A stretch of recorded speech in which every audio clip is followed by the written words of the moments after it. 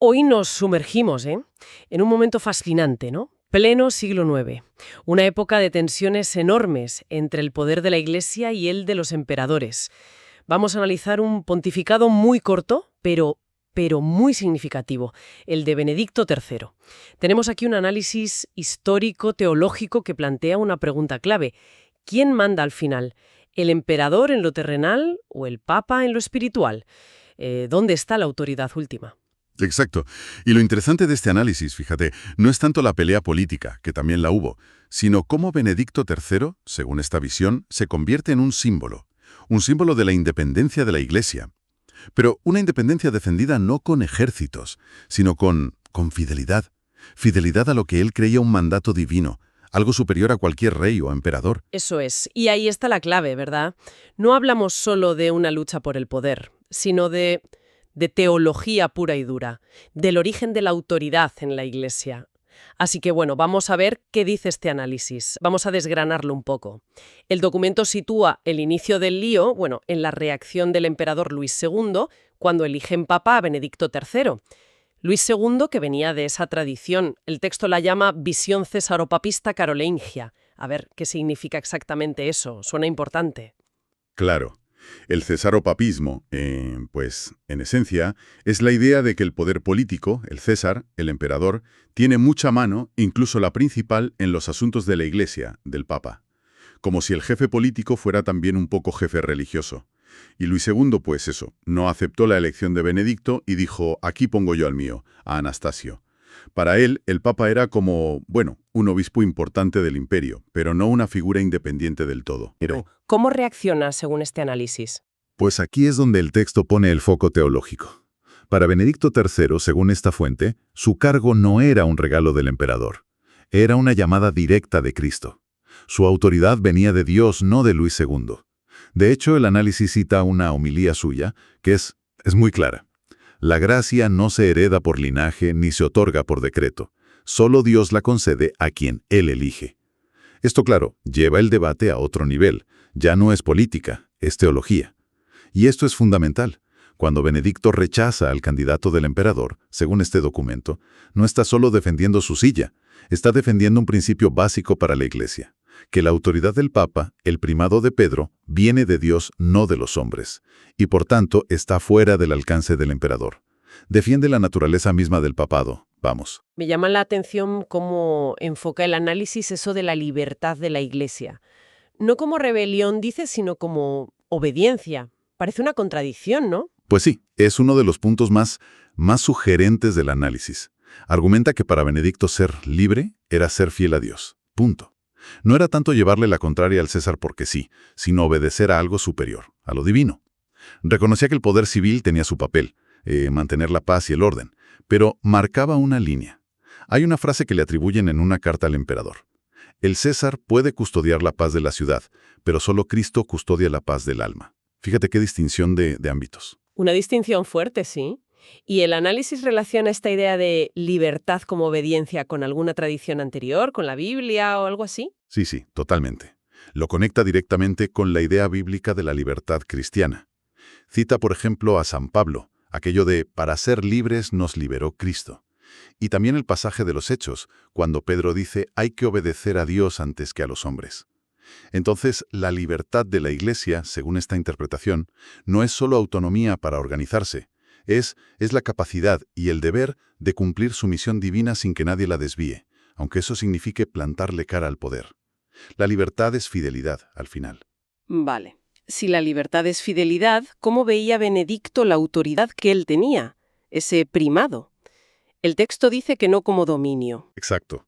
El análisis insiste mucho en eso, que Benedicto representaba la visión del papado como servicio. Como poder, sí, pero no al estilo del mundo. Recuerda esa fórmula tan antigua, siervo de los siervos de Dios, que justo intenta expresar eso. Su firmeza con el emperador, según esta lectura, no venía del orgullo, sino del deber. El deber de proteger lo que la Iglesia llama el depósito de la fe. El depósito de la fe, te refieres a las creencias centrales, ¿no? Lo que la Iglesia considera revelado y que tiene que transmitir. Precisamente. Guardar ese núcleo, asegurarse de que se pudiera enseñar sin presiones. Esa era, según esta visión, la tarea principal de Benedicto. Hay otra cita de un sermón que recoge el texto y que va en esa línea. El que guarda la palabra de Cristo no teme perder el favor de los reyes. La lealtad a la verdad, por encima de todo. Y aquí el análisis teológico. Bueno, subraya una paradoja que considera muy cristiana. La autoridad de verdad, la que libera, se ejerce sirviendo a la verdad, no imponiéndose. Contrasta este poder de la fe, el testimonio, la coherencia, con el poder del mundo, que suele ser fuerza, control. Benedicto sería un ejemplo de esa otra forma de autoridad, una fuerza que viene de la convicción, no de las armas. Entonces, defender la independencia del Papa no era un fin político en sí mismo, según este análisis. Era más bien un medio para otra cosa. Exactamente. El análisis lo plantea así. La independencia era necesaria para que la Iglesia pudiera hacer su trabajo, cumplir su misión universal, ser esa voz profética, ¿sabes? Denunciar injusticias sin estar atada a intereses políticos. Una Iglesia demasiado pegada al poder terrenal, dice la fuente, pues, se le complicaría mucho hablar con libertad y ser fiel a su mensaje. Citan otra carta a obispos de Francia que dice algo así como: cuando el poder del mundo intenta elegir al pastor, es el mismo rebaño el que corre peligro. La preocupación es por la gente, por la comunidad. Y esta postura de Benedicto III, ¿el análisis la ve como algo puntual de ese momento o le da más importancia histórica? Le da bastante importancia. Sí, el texto traza una línea directa entre esta resistencia de Benedicto en el siglo IX y follones posteriores mucho más famosos, como la querella de las investiduras en el XI, esa lucha tremenda entre papas y emperadores sobre quién nombraba a los obispos. Papas como Gregorio VII, que se enfrentó al emperador alemán, pues los ve como continuadores de esta misma defensa de la independencia espiritual. El análisis habla como de una línea ininterrumpida de fidelidad, y Benedicto sería un testigo clave en esa larga pelea por la autonomía de lo espiritual. Hay un concepto que usa el documento que me llamó la atención, el martirio blanco.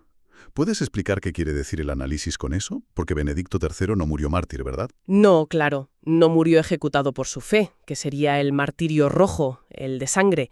El martirio blanco, tal como lo explica este análisis, es otra forma de testimonio. De entrega total a la verdad, pero sin derramar sangre. Se vive resistiendo pacíficamente, aguantando presiones, humillaciones, persecución, pero sin ceder en lo esencial. Es como una muerte al miedo, a la comodidad, por ser fiel. El texto sugiere que Benedicto vivió esto, al aguantar la presión del emperador, el riesgo de que lo quitaran, la humillación, pero sin bajarse de la burra en lo que él creía que era la verdad del papado. Cita otra homilía sobre la constancia que dice: el que soporta la injusticia sin perder la fe, vence al mundo sin levantar la espada. Es otra forma de victoria, digamos. Es una visión interesante de la fortaleza espiritual, ¿no? No solo actos heroicos que se ven, sino esa resistencia callada, constante. Exacto. El análisis quiere resaltar eso, que la santidad, o la fuerza espiritual si prefieres, no siempre es espectacular. Muchas veces está en esa perseverancia callada, en decir no cada día a comprometer la verdad por quedar bien o por evitar líos. Es como llevar la cruz en lo pequeño, ¿sabes? Una resistencia interior que, aunque no sangre, tiene un valor enorme de testimonio. Una victoria que se gana por dentro. El texto parece que también se pone un poco a la defensiva, ¿no? Como usando este caso para responder a los que hoy critican el poder del Papa. Sí, claramente hay una vena apologética ahí. Usa la figura de Benedicto, tal como la interpreta, para rebatir esa visión un poco cínica de la historia del papado como si fuera solo ambición de poder terrenal. El argumento es: mirad a Benedicto. Cuando defiende la independencia frente al tipo más poderoso de su época, no busca más poder terrenal. Al contrario, se arriesga a perder lo poco que tiene. Lo hace por fidelidad a una misión que cree divina.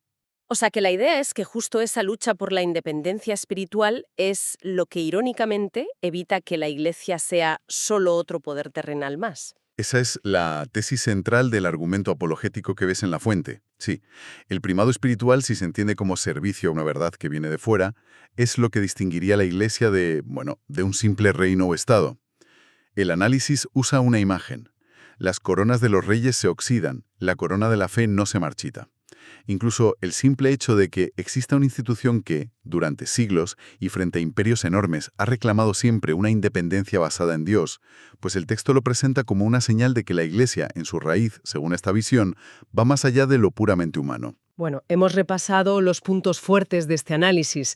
Si tuviéramos que sacar la conclusión principal sobre Benedicto III y la libertad de la Iglesia según esta fuente, ¿cuál sería? Pues la conclusión que extrae el documento es que Benedicto III, con su pontificado corto y conflictivo, ilustra muy bien una idea central para la Iglesia, desde esta perspectiva, claro.